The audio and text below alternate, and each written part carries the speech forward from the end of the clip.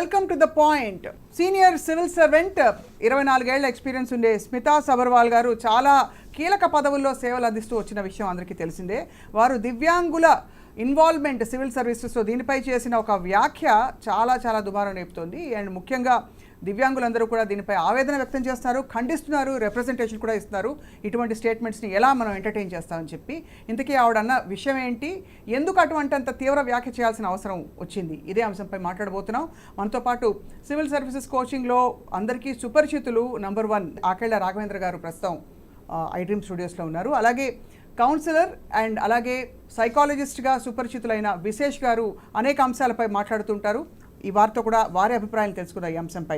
రాఘవేంద్ర గారు నమస్కారం సార్. చాలా ఒక పెద్ద విశేషంతో మొదలు పెడుతున్నాను ఇవాళ ఈ చర్చని. మీరు బ్రెయిలీ లిపిలో కూడా బ్రెయిలీలో దివ్యాంగులకి ఐఏఎస్ కోచింగ్ ఇవ్వడానికి కూడా ఏర్పాటు చేశారు. చాలామందికి అలా కోచింగ్ ఇచ్చి చాలామంది ఉత్తీర్ణులు కూడా అయ్యారు. సో ఈ స్టేట్మెంట్ మీకు ఎలా అనిపిస్తుంది? ఫస్ట్ ఆఫ్ ఆల్ ఎందుకు అంత స్ట్రాంగ్ స్టేట్మెంట్ చేశారు స్మితా సబర్వాల్ గారు? ఆవిడ చేసిన స్టేట్మెంట్ మాత్రం స్ట్రాంగ్, అంతవరకు ఖచ్చితంగా చెప్పచ్చు. పూజా కేట్కర్ అనే ఒక ట్రైన్ ఐఏఎస్ సంబంధించిన దాంట్లో వచ్చిన ఒక లొసుగుల మీద ఆధారపడి ఈవిడ కాంటెక్స్ట్ అది అయి ఉండొచ్చు, కానీ టెక్స్ట్ మాత్రం రాంగే. ఇందులో ఎందుకు రాంగ్ అంటే, ఒకటేమో అరే ఇలాగా వ్యవస్థలో లోపాలు ఉన్నాయి కాబట్టి సరిచేసుకోండి, బహుశా ఈ వ్యవస్థలో ఉన్న లోపాల వల్ల మిస్యూజ్ అవుతోందా అనే సూచనాత్మకంగా ఏమీ లేదు. రైట్. లేదా దివ్యాంగులను సపోర్ట్ చేస్తున్నావు లేకపోతే కనుక ఇంకొకటి చేస్తున్నావు, దానికి సంబంధించిన స్టేట్మెంట్ ఇచ్చేటప్పుడు ఒక ఏమంటామంటే స్వీట్ వాయిస్ లేకపోతే కనుక ఒక అంటే మనం పార్లమెంటరీ వర్డ్స్ లేకపోతే కనుక ఒక సూచనాత్మకమైన వర్డింగ్ లేదు.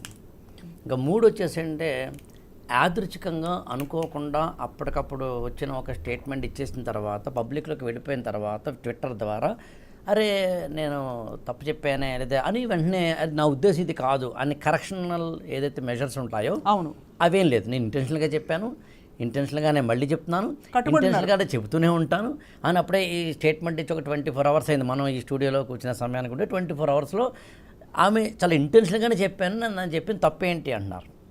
కానీ నిజానికి అందులో తప్పు ఎలా ఉందో 2 పాయింట్లు. ఒకటి ఏంటంటే, ఫస్ట్ ఆవిడ అన్నది ఏమిటో వర్బాటం చెప్దాం సార్. సో నేను చెప్పాలి, మీరు చెప్పండి సార్. ఆవిడ అన్నది ఏంటంటే, దివ్యాంగులకు సంబంధించి వారు ఇలాంటి ఆల్ ఇండియా సర్వీసెస్ లాంటి వాటికి అర్హులు కారు. మరి పూర్తిగా వెరబాటం అయితే మీరు స్క్రీన్ మీద వేయండి, బట్ పూర్తిగా అర్హులు కారు. వాళ్ళకి కోట అక్కర్లేదు. ఒక పైలట్ కానీ లేకపోతే ఒక సర్జన్ కానీ లేకపోతే ఇంకా అలాంటి వారు ఎవరైనా కానీ ఒక ఫిజికల్ లాంటి ఒక స్టామినాతోటి కూడిన పనులు చేసేందుకు కావలసిన సమర్థతలోకి వీళ్ళని తీసుకోవట్లేదు కదా. మరి ఆల్ ఇండియా సర్వీసెస్కి ఎందుకు కోటా ఉండాలి అనేది ఆమె ప్రశ్నించారు. అవును, అది ఖచ్చితంగా రాంగ్. దివ్యాంగులకు అవకాశాలు ఉండాలి. దివ్యాంగులు ఎట్టి పరిస్థితుల్లోనూ నార్మల్ వారికన్నా తక్కువ కాదు. రైట్. మనము డెమోక్రటిక్ సొసైటీలో డొమైన్లో ఉన్న ఈ రోజుల్లో అసలు ఏ వ్యక్తి ఎందులోనూ తక్కువ కాడు అనేది పాయింట్. కరెక్ట్. అది స్త్రీ పురుషుడి కన్నా తక్కువ కాదు, పలానా కులం వారు పలానా కులం వారి కన్నా తక్కువ కాదు, పలానా ప్రాంతం వారు పలానా ప్రాంతం వారి కన్నా తక్కువ కాదు, ఇన్క్లూడింగ్ ఆటో వాళ్ళైనా రిక్షా వాళ్ళైనా కానీ మన ముగ్గురి కన్నా తక్కువ కాదు. అది కరెక్టే. ఈ డెమోక్రటిక్ సెటప్ని ఏ కారణం చేతనైనా సబ్కాన్షియస్ మైండ్లో నార్మల్ కామన్ సిటిజన్ లేకపోయినా కొంచెం పర్లేదు, ఉండద్దంటలేదు నేను, ఉండకపోయినా పర్లేదు అంటలేదు, ఉండకపోయినా దాని డ్యామేజ్ తక్కువ. సివిల్ సర్వెంట్స్కి ఉండకూడదు. అది అందులో 24 years ఆఫ్ ఎక్స్పీరియన్స్ ఉన్న ఒక సీనియర్ మోస్ట్ సివిల్ సర్వెంట్, అందులోనూ రాష్ట్రంలో చాలా కీలకమైన పదవుల్లో ఉన్న వ్యక్తిగా ఆవిడ ఇవ్వకూడదు. ఇవ్వడం వల్ల మాత్రం the morale of the specially abled personalities or differently abled personalities whatever you name it, దివ్యాంగుల మొరేల్కి మాత్రం అది ఇబ్బంది. తప్పకుండా ఇది అంటే ఖండించవలసిన స్టేట్మెంట్. ఆవిడ ఎందుకన్నారో మరింత అంటే దగ్గరగా పరిశీలిస్తే, అంటే ఇంత పెద్ద స్టేట్మెంట్ ఆవిడ సర్వీస్లో ఉండగా అండవంటే చాలా ధైర్యం చేసి ఆవిడ ఆంతర్యం ఏముంటుంది, ఆవిడ తీసిపడేసే ఆఫీసర్ మాత్రం కాదు. చాలా అంటే మంచి పేరు తెచ్చుకున్న ఆఫీసరు, అంటే అన్ని విధాలా కూడా అందరికీ చాలా సుపరిచితులు. ఎగ్జాక్ట్లీ. అందులో అంటే మీరు ఆ పదం చెప్తే నేను ఒకసారి సింపుల్గా చెప్తాను.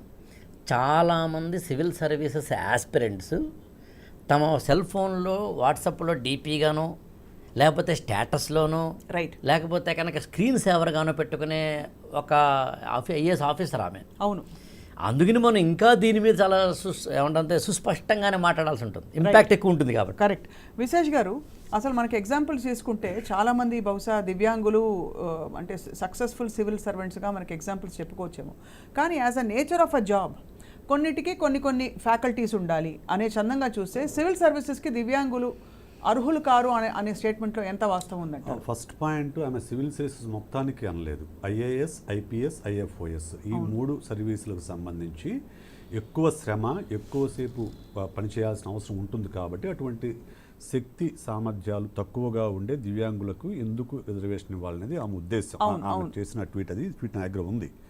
ఓకే, సో అయితే ఇది ఒక ఐఏఎస్ ఆఫీసర్గా స్మితా సబర్వాల్ చేసిందని నేను అంత అనుకోవట్లేదు. అవును, Smita Sabharwal as an individual, correct, okay, as a person who is against reservations చేసిందని నేను భావిస్తున్నా. ఎందుకంటే మన సమాజంలో చాలామంది ఐఏఎస్, ఐపీఎస్ ఆఫీసర్లు కానివ్వండి, ప్రభుత్వ అధినేతలు కానివ్వండి, చాలామంది ఎంత పెద్ద స్థాయిలో ఉన్న వాళ్లకు కూడా రిజర్వేషన్స్ పట్ల ఒక రకమైన వ్యతిరేకత ఉంది. అవును, వీళ్ళు ఏదో మన జాబ్స్ లాక్కెళ్తున్నారు, వీళ్ళు మనకు మెరిట్ ఉన్న వాళ్ళకి నాశనం చేస్తున్నారనే ఒక దురభిప్రాయం ఖచ్చితంగా ఉంది. కరెక్ట్. సో దానివల్ల ఏమవుతుందంటే అయితే దానివల్ల ఇటువంటి కామెంట్స్ అప్పుడప్పుడు మనం వింటూ ఉంటాం రిజర్వేషన్ వ్యతిరేకంగా. ఈ కామెంట్ అయితే నేను పర్టికులర్గా ఏమనుకుంటున్నా అంటే ఆ పూజా ఖేట్కర్ ఎవరో ఉన్నారు కదా, ఆ నేపథ్యంలోనూ ఇంకో 4-5 కేసులు బయటపడ్డాయి. ఇటువంటి డిజబిలిటీకి సంబంధించిన దొంగ సర్టిఫికెట్లు పెట్టి సో వాళ్ళు ఐఏఎస్కి ఎంపిక అయ్యారు అనేది ఒక ఇదైతే బయటకు వచ్చింది. అంటే దొంగ సర్టిఫికెట్లు ఎవరు పెట్టినా ఖండించాలి, అది వేరే సంగతి. సరే, ఇప్పుడు ఆమె దొంగ సర్టిఫికెట్ల కోసమే అని ఉంటే మనం ఇంత చర్చించుకునే వాళ్ళం కాదు. ఆమె డైరెక్ట్గా దీనివల్లనే ఇంత చర్చ జరుగుతుంది. రాష్ట్ర వ్యాప్తంగా, దేశవ్యాప్తంగా దీని మీద అవుట్ క్రై నడుస్తుంది. ఎందుకు నడుస్తుంది? ఆమె ఇలా మాట్లాడింది కాబట్టి.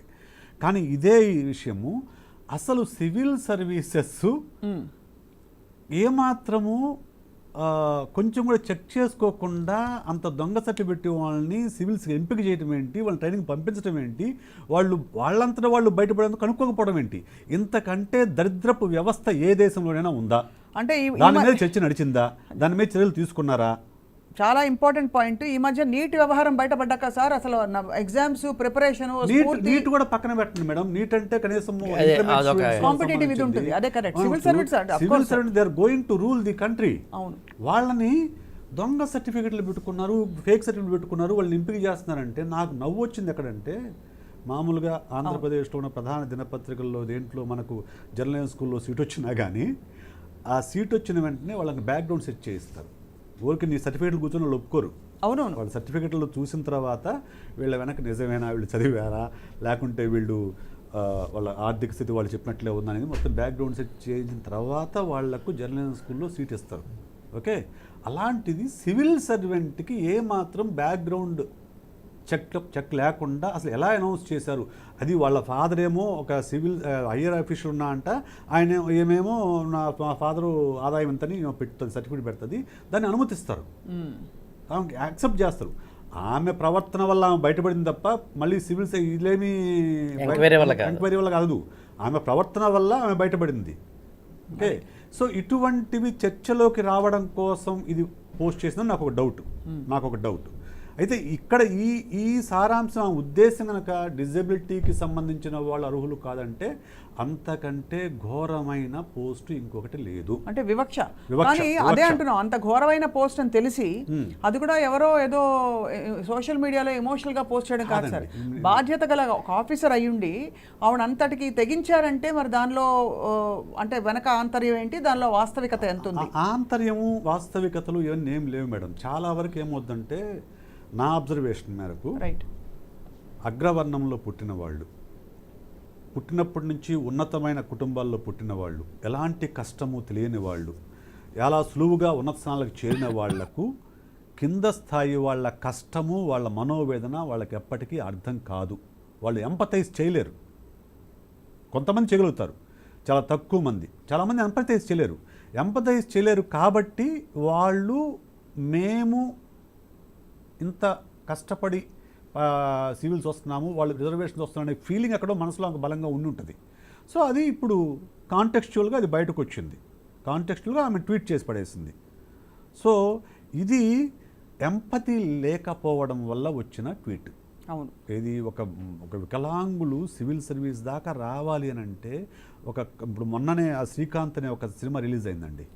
ఒక కళ్ళున్న ఇండస్ట్రియలిస్ట్ అయ్యాడు. ఒక కళ్ళున్న మనము ఒక స్థాయి నుంచి పైకి ఎదగాలంటే మనకుండే మానసిక బంధనాల వల్ల కానివ్వండి, మనకుండే ఇన్సెక్యూరిటీ వల్ల కానివ్వండి, వాటిని దాటి బయట వెళ్ళకి అక్కడ వాళ్ళు అక్కడే ఉండిపోతాం. అలాంటిది దివ్యాంగులుగా ఉన్న వాళ్ళు వాటన్నిటినీ ఓవర్కమ్ చేసి సివిల్ సర్వీస్ దాకా రాయాలని ఆలోచన రావడము, ఆ ఆలోచనని ఆచరణలోకి పెట్టి వాళ్ళు సివిల్ సర్వీసెస్ క్రాక్ చేసేదాకా వచ్చారంటే వాళ్ళ మనోస్థైర్యానికి, వాళ్ళ యొక్క కమిట్మెంట్కి ఖచ్చితంగా కూడా ప్రాధాన్యం ఇవ్వాల్సిందే. అవును, తప్పకుండా. ఆ బాధ తెలియని వాళ్ళే ఇటువంటి ట్వీట్ చేస్తారు. సార్ ఇప్పుడు ప్రస్తుతం అనుకుంటే డేటా ప్రకారం దివ్యాంగులు ఎంతమంది అపియర్ అవుతున్నారు సార్ సుమారుగా?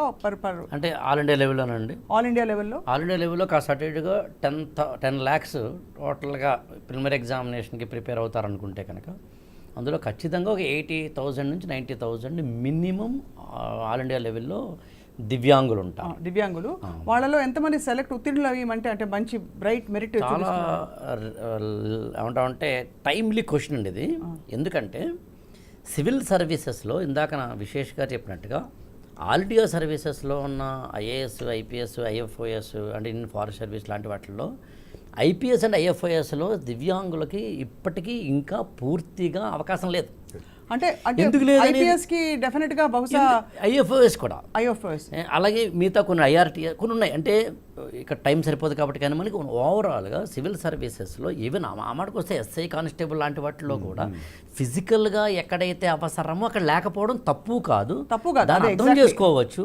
దానికి కూడా నాకు తెలిసి దివ్యాంగులు మేము వస్తామన్న పదాలు వాడలేదు. ఇక్కడ పాయింట్ అలా ఎక్కడ ఉంది అంటే గత 10 ఏళ్లలో కాస్త అటు ఇటుగా యూపీఎస్సి ఐఏఎస్కి సంబంధించిన ఎగ్జామినేషన్లో వేటికైతే వీరు ఎలిజిబులో, ఉదాహరణకి ఒక ఆఫీస్లో కూర్చొని చేసే ఒక ఐఏఎస్ అనే స్థానానికి సంబంధించి వీళ్ళు ఎలిజిబుల్, లోకోమోటివ్ ఇంకొకటో ఏవైతే డిజబిలిటీస్ ఉంటాయో వాటి మీద ఆధారపడి ఏ అంశాలు వీళ్ళు చేయగలుగుతారో వాటిని వీళ్ళు ఎలిజిబిలిటీకి గత 10 ఏళ్లలో మాత్రం వచ్చిన అవకాశం. అవును, అంతకుముందు లేదు అసలు.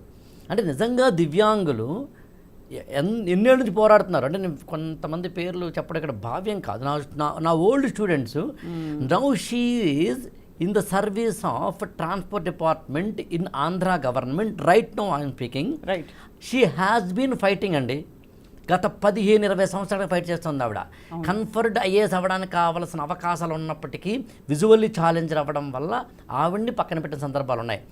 యూపీఎస్సీ పోరాడుతుంది ఆవిడ, కొన్ని కేసులు కూడా వేసి. అంటే what I want to convey, వాళ్ళు ఎలిజిబుల్ అయిన చోట మాత్రం డిస్క్రిమినేషన్ ఉండకూడదు. డిస్క్రిమినేషన్ ఉండడానికి ఎక్కడ అవకాశం లేదు.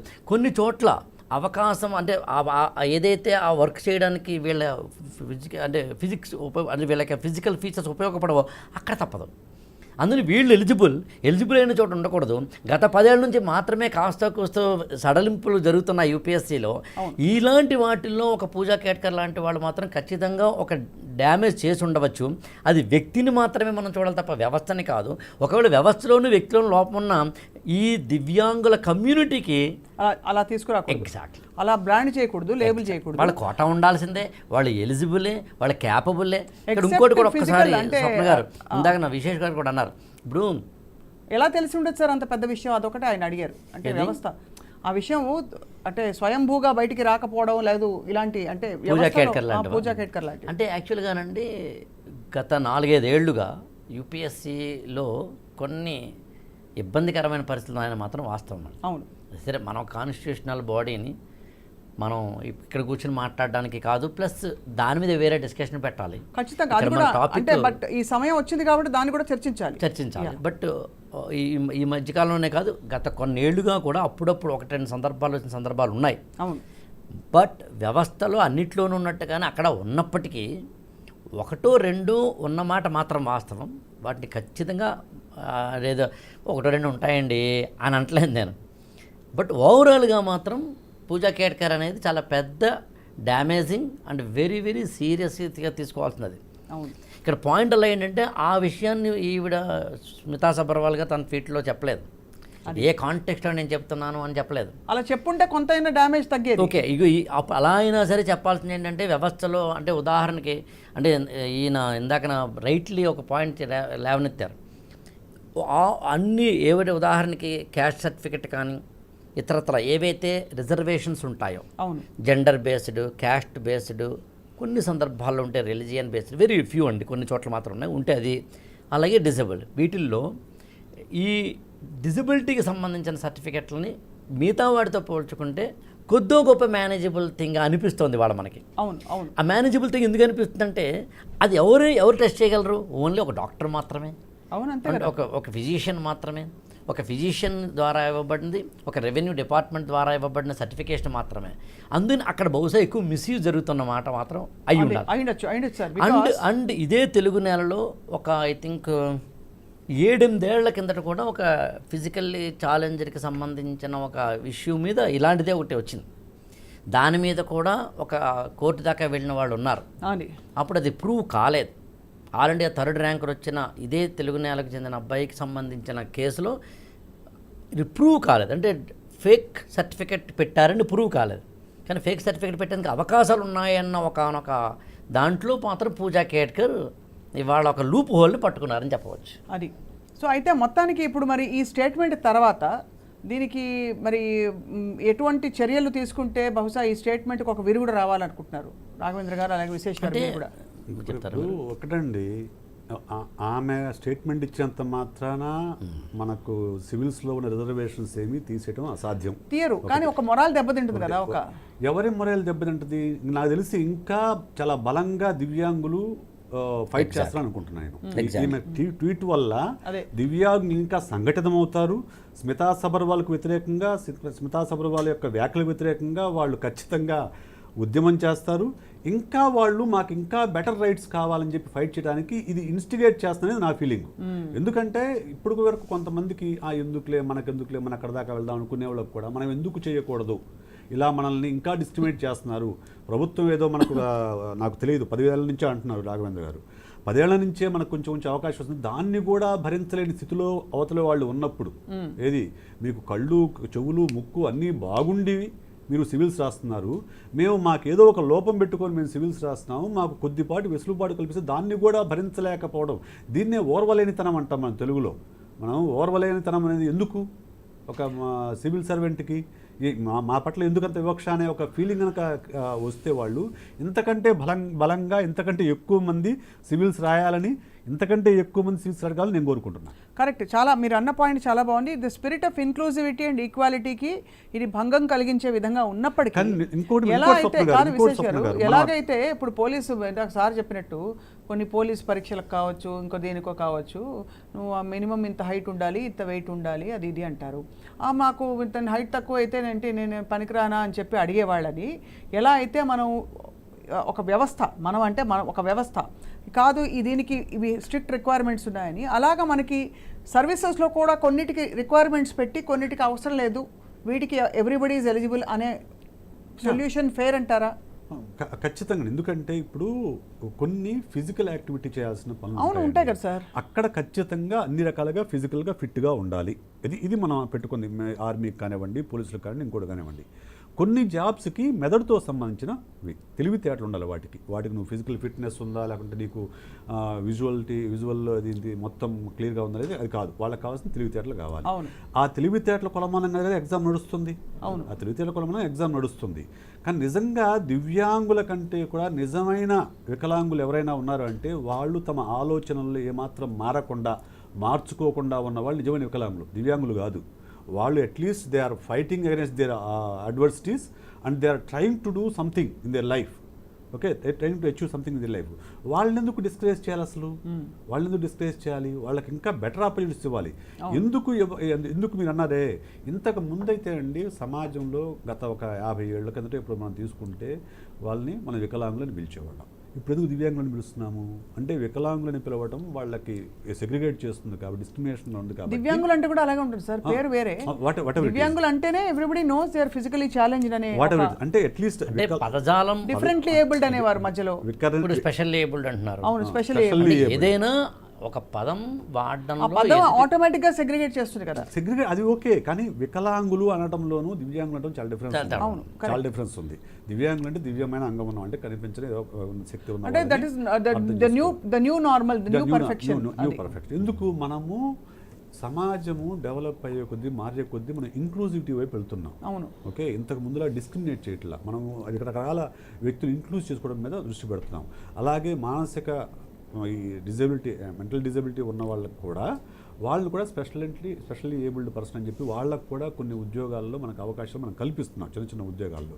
ఇంక్లూజివ్ వైపు వెళ్తున్నప్పుడు మళ్ళా వాళ్ళని డిస్క్రిమినేట్ చేస్తూ వాళ్ళకి ఎందుకు ఇవ్వాలి అని చెప్పేసి ఒక 25 సంవత్సరాల సర్వీసు ఉన్న ఒక ఐఏఎస్ ఆఫీసర్ క్వశ్చన్ చేస్తుంది అంటే దాని వెనక ఉన్న వాళ్ళ యొక్క మనస్తత్వము, ఆ మనస్తత్వానికి మూలమైన వాళ్ళ యొక్క పునాదిని మీరు ప్రశ్నిస్తున్నారు. రైట్ రాఘవేంద్ర గారు, ఇక్కడ నిజంగానే విశేష్ గారు అన్నట్టు అది ప్రశ్నిస్తే గనక మళ్ళీ అదే ప్రశ్న నేను ఇంకో విధంగా వేస్తాను. 25 సంవత్సరాల ఎక్స్పీరియన్స్ ఉండే ఒక సీనియర్ ఆఫీసరు తెలిసి అందరూ ఆడిపోసుకుంటారని తెలిసి కూడా లేదు నేను దాన్ని కట్టుబడి ఉన్నానని మళ్ళీ పునరుద్ఘాటించి చెప్పడం అన్నది, దాని ఆంతర్యంని మీరు ఎలా అర్థం చేసుకుంటున్నారు? ఆవిడ ఒక్కసారి మీరు స్మితా సబర్వాల్ అయిపోయి మాట్లాడితే how can you justify are defend a statement like that? అంటే బహుశా ఇప్పుడు లైమ్ లైట్ లేడు కాబట్టి మళ్ళీ లైమ్ లైట్లో రావాలేమో అనుకుంటాను నేను అనుకుంటాను. రైట్, అంటే సైకాలజిస్ట్గా మీరు అది చెప్పడానికి అర్హులు, మీరు చెప్పకూడదు. కానీ మైట్ బి నేను అనుకోవడం అండి యాక్చువల్గా. అంటే ఇదివరకు మనం ఎప్పుడైనా ఏదైనా ఒక వ్యక్తిగతమైన అభిప్రాయాన్ని ఫ్రెండ్ దగ్గర, ఫ్యామిలీ పర్సన్స్ దగ్గర, ఆత్మీయుల దగ్గర మాత్రమే పంచుకునేవాళ్ళం. అవును, ఇవాళ ఏదైనా సోషల్ మీడియా ద్వారా పంచుకోవడం అనేది తప్పు కాదని, లేకపోతే కనుక ఎలాగైనా మన యొక్క స్టేట్మెంట్స్ ఇవ్వచ్చు అనే ఒక స్టేజ్లోకి మనం వచ్చాం. అవును, దాన్ని ఫ్రీడమ్ ఆఫ్ ఎక్స్ప్రెషన్ అనే పదం వాడినా, లేకపోతే కనుక ఇతరులకు అది భంగకరమైన, అంటే వాళ్ళకి బాధ కలిగించేది అయినా సరే ఇట్స్ మై ఒపీనియన్, నా ఇష్టం అనేదైనా అయి ఉండాలి. అవును. సో స్మితా సబర్వాల్ గారు బహుశా మైట్ బి ఆమె గత మొత్తం టోటల్గా చూసినప్పుడు ఎప్పుడూ కూడా ఇలాంటి స్టేట్మెంట్స్ అయితే ఇవ్వలేదు. అంటే ఎవరు కూడా అందులో సివిల్స్లో ఉన్న వాళ్ళు కాంట్రవర్సీస్లోకి వెళ్దాం అనుకోరు. ఎందుకంటే రేపటి రోజున ఎక్కడైనా పైకి ఇంకోటి ఏంటంటే దీంట్లో ఇందులో చాలా అంటే ఇలాంటి స్టేట్మెంట్ ఇచ్చినప్పుడు దీనికి సంబంధించి చట్టపరమైన ఇష్యూస్ని కూడా ఆవిడ ఫేస్ చేయాల్సి రావచ్చు. ఆ మాత్రం తెలియకుండా ఉండరుగా. అవును, దీంట్లో ఐటీ యాక్ట్ ఉండొచ్చు, అంటే ఇన్ఫర్మేషన్ టెక్నాలజీ యాక్ట్ ఉండొచ్చు, లేకపోతే కనుక డిజబిలిటీకి సంబంధించిన స్పెషల్ యాక్ట్స్ ఉన్నాయి, అది ఉండొచ్చు. సివిల్ సర్వీసెస్ కాండక్ట్ రూల్స్ అని ఉంటాయి. సివిల్ సర్వీసెస్లో ఉండగా నువ్వు కొన్ని స్టేట్మెంట్స్ అసలు ఇవ్వకూడదు అని ఉంటాయి. ఇవన్నీ తెలిసే బహుశా దాన్ని విశేష చెప్పినట్టుగా బహుశా 10 ఏళ్ల పాటు ఒక లైమ్ లైట్లో ఉండి వాళ్ళ ఉండకపోతే అదేదైనా అయి ఉండాలి. కానీ నేనేమంటానంటేనండి, నా యొక్క ప్రధాన ఉద్దేశం ఆవిడ ఏ దృక్కోణంతో అన్నారని కాదు, that's not my cup of tea. ఆవిడ అనడం వెనకాలన్న మంచి ఉద్దేశాల మీద కూడా నాకు దృష్టి ఏం లేదు. నాకు స్మితా సబర్వాల్ గారితో కూడా సంబంధం లేదు. ద ఓన్లీ థింగ్ ఏంటంటే ఇలాంటి స్టేట్మెంట్స్ ఎవరు ఇవ్వకూడదు అన్నదే పాయింట్. అవును, ఎవరి పట్ల ఎవరు ఇవ్వకూడదు. ఇక్కడ కాంటెక్స్చువల్గా చూస్తే మాత్రం ఎవరైతే ఫిజికల్లీ ఛాలెంజ్డ్గా మనం పేరు చెప్తున్నామో దివ్యాంగుల పట్ల అలా ఉండడానికి వీల్లేదు. కరెక్ట్. ఎందుకంటే నేను దాదాపు ఒక 10-15 సంవత్సరాలుగా దివ్యాంగులతోటి వివిధ రూపాల్లో పనిచేసిన వ్యక్తిని నేను నా వ్యక్తిగత జీవితంలో. సివిల్ సర్వీసెస్ సంబంధించి ఎవరైతే భారతదేశంలో ఉన్నారో those are preparing for civil services, అందులోనూ ఫిజికల్లీ ఛాలెంజ్డ్ అయినప్పుడు వాళ్ళకి ప్రత్యేకంగా బ్రెయిలీ స్క్రిప్టో లేకపోతే ఆడియో రూపంలోనూ ఐఏఎస్ మెటీరియల్ తయారు చేసి బహుశా ఏకైక వ్యక్తిని భారతదేశంలో. సో నాకు చాలా స్పష్టమైన అవగాహన. మీరు ఎక్కడైనా చిన్న బాటిల్ నెక్స్ ఏమన్నా చూసారా సార్? వాళ్ళు నేర్చుకుంటున్న క్రమంలో మీరు ఏమన్నా నిజంగా కొన్ని ఇంకా ఈ గుణగణాలు ఉంటే బాగుండు ఇతరులతో, సాధారణంగా అందరిలో ఉండే గుణగణాలే వీళ్ళలో ఉన్నాయా? నేర్చుకునే తత్వం వాళ్ళల్లో కించిత్ కూడా చూడలేం మనం. చూడలేరు. కాబట్టి అన్ని విధాల వారు అర్హులు.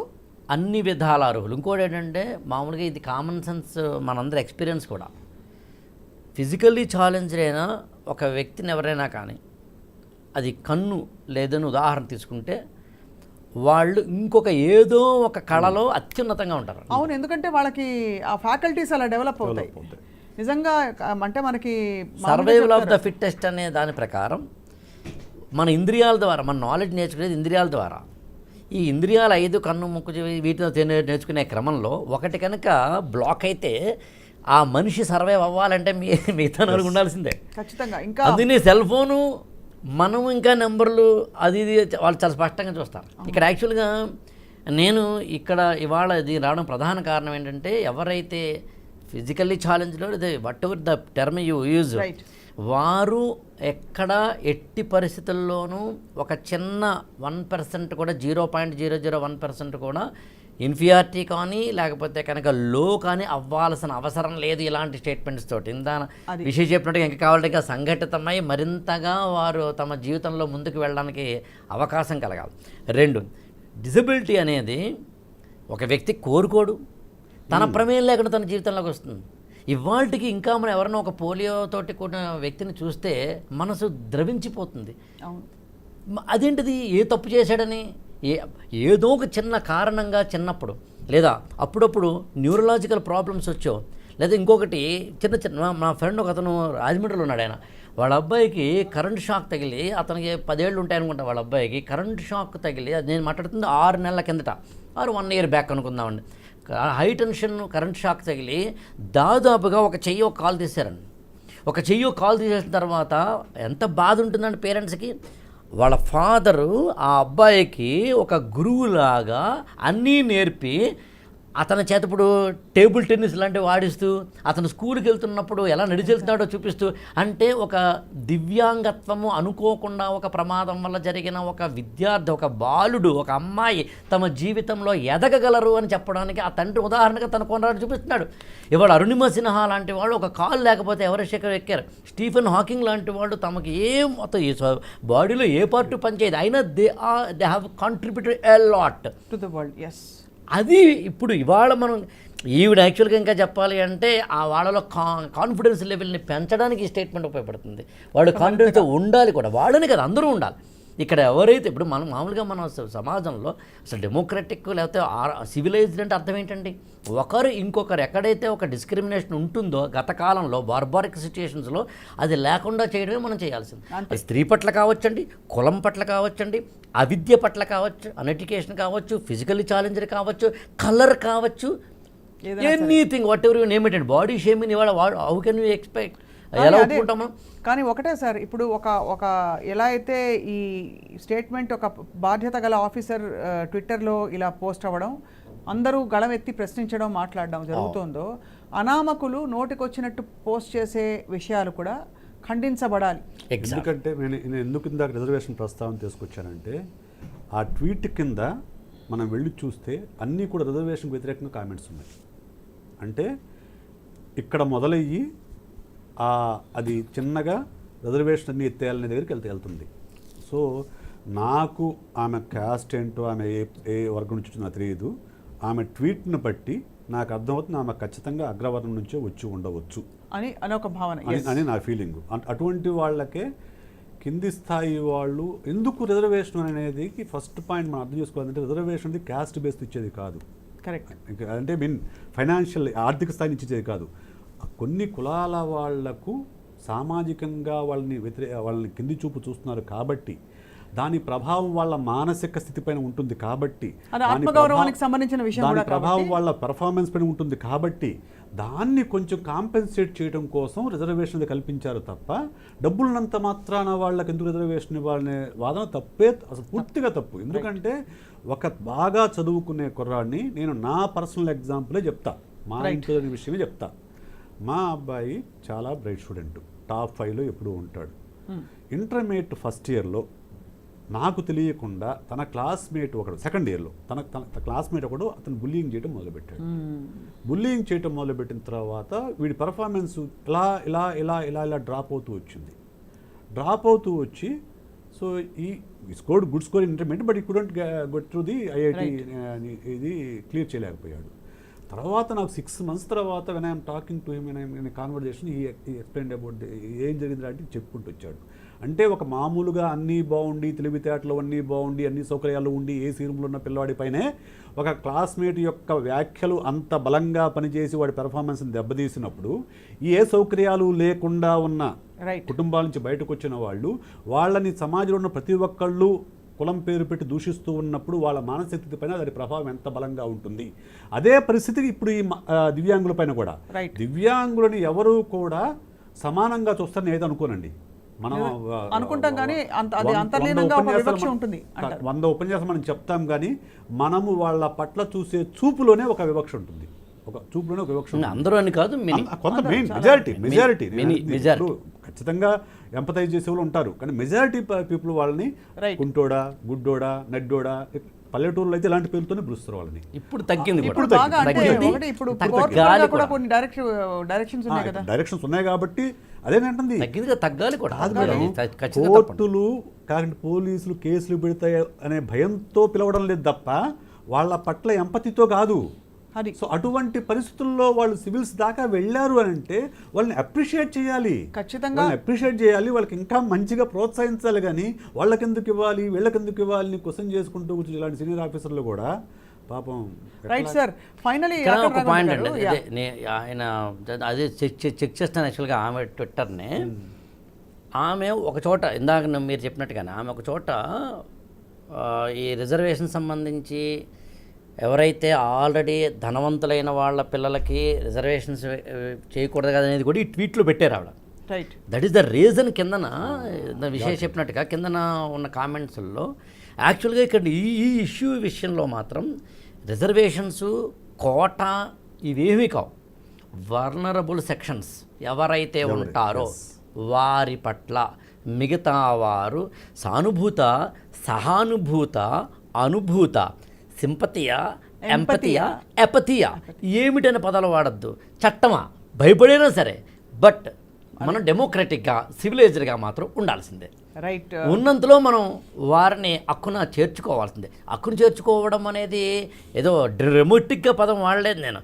అందరూ ఇన్క్లూజివ్నెస్ ఏదైతే మనం మాట్లాడుతున్నామో, పైగా భారత రాజ్యాంగంలో ఆర్టికల్ 320 నుంచి దాదాపుగా 8-9 ఆర్టికల్స్ ఓన్లీ వల్నరబుల్ సెక్షన్స్ గురించి మాత్రమే చెప్తుంది. మైనారిటీ కావచ్చు, లేకపోతే SC ST BCల గురించి కావచ్చు, లేకపోతే కనుక డిజబుల్డ్ గురించి కావచ్చు, లేకపోతే కనుక ఉమెన్ గురించి కావచ్చు, మైనారిటీ ఆఫ్ లింగ్విస్టిక్స్ గురించి కావచ్చు. అందుకని సమాజంలో మనం ఉన్నప్పుడు ఇలాంటివి ఎట్టి పరిస్థితుల్లోనూ అనకూడదు. రాఘవేంద్ర గారు, సివిల్స్లో మహిళలకు రిజర్వేషన్ ఉన్నాయా? ఉందండి, అంటే కొన్ని అంటే నాట్ ఓపెన్గా లేదు, బట్ ఉంది. ఇప్పుడు ఈడబ్ల్యూఎస్ కూడా కొత్త వచ్చింది కదా, ఎకనామికల్ బ్యాక్వర్డ్ ఎందుకు ఉండాలి అట్లా ఇవన్నీ ఎందుకు సార్? ఇప్పుడైతే మొత్తానికి ఇప్పుడు దీని మీద యాక్షన్ ఉంటుందంటారా, ఇంకా తెలీదా? అంటే యాక్షన్ ఉంటుందా లేదా అన్నది మనం చెప్పలేం, మన స్థాయి అది కాదు. అంటే అలా కాదు, అంటే చట్ట ప్రకారం, రాజ్యాంగ చట్ట ప్రకారం ఉంది. ఇప్పుడు ఎలా ఉంటుందంటే ఎవరు దాన్ని ఇనిషియేట్ చేసుకుంటారు, అది ఏ స్థాయికి వెళుతుంది అనేది అది వేసి చూడాలి. మళ్ళీ అదొక వేరే డిస్కషన్ అవుతుంది, చట్టం ఎవరికి చుట్టము అనేది. అంటే ఒకటి సార్, ఖచ్చితంగా ఐ థింక్ ఇవాళ మీరు విశేష్ గారు చెప్పిన మాట మాత్రం చాలా, అంటే మన భారతదేశ స్ఫూర్తికి ఒక ప్రతిబింబంలా మాట్లాడారు ఇద్దరు. ఎందుకంటే ఇంక్లూజివిటీ, ఈక్వాలిటీ, డెమోక్రసీ అన్నది మన దేశంలోని కీలకమైన చాలా అవసరం స్తంభాలు. కాబట్టి అందులో ఇంకొకటి కూడా ఒక్క పాయింట్ చెప్తాను, మీరు టైం తీసుకోకుండా. మనము ఎక్కడి నుంచి వెళ్తున్నామంటే, ఒకప్పుడు మన తెలిసినా తెలియకపోయినా సాటి మనిషిని మనిషిగా చూడకుండా ఉండే ఒకనొక స్టేజ్లో ఒకప్పుడు ఉన్నాం మనం. ఒకప్పుడు అంటే ఏదో పూర్వకాలం అంటలేదు నేను, ఒక 50 ఏళ్ల కిందట, 30 ఏళ్ల కిందట, 20 ఏళ్ల కిందట. అవును, కానీ కనీసం ఇప్పుడు కూడా ఇంకా మనం సాటి మనిషిని మనిషిగా కాకుండా మన ట్యాగింగ్ తోటి చూడడం మాత్రం ఖచ్చితంగా తప్పు. ఏ ట్యాగ్ అయినా సరే అది కరెక్టే. చాలా అంటే ఆ లెవెల్ ఆఫ్ ఈక్వాలిటీ రావడానికి మరికొంత సమయం పట్టినా కూడా ఇప్పుడు మీరు అన్నట్టు చట్టానికో భయానికో ఏదో ఒకటి మెంటల్ రెవల్యూషన్ అంటారండి, భావ విప్లవం. ఫస్ట్ ఇక్కడ మారాలి. ఇక్కడ మారడానికి అనేకమైన అవకాశాలు మనం తీసుకుంటూ వెళ్తున్నప్పుడు, దాని తగ్గట్టుగా చట్టాలు, దాని తగ్గట్టుగా రాజ్యాంగం, దాని తగ్గట్టుగా అనేకం చేసుకుంటూ వెళ్తున్నప్పుడు ఇవాళ మళ్ళీ మనం రెట్రోస్పెక్టివ్గా చూడకూడదు. రైట్, ఆకలి రాఘవేంద్ర గారు అండ్ ఆల్సో విశేష్ గారు, మీ ఇద్దరికి కూడా ధన్యవాదాలు. అద్భుతంగా మాట్లాడేందుకు మీకు నమస్కారాలు. And thank you all for watching to the point.